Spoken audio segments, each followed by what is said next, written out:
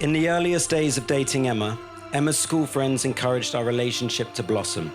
Whenever there was an opportunity, it didn't matter whether it was someone's wedding or a one-year-old's birthday party, they all took delight in watching me squirm awkwardly as they made another toast to Emma and Phil. The days finally arrived where that toast is appropriate.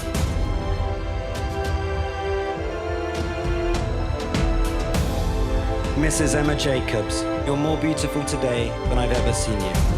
Asking you to marry me was one of the quickest decisions I've made.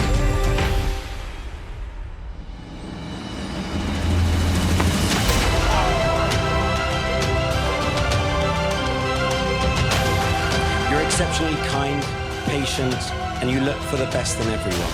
Thank you for being there for me during my toughest times. You have the purest heart, and I couldn't imagine life without you by my side.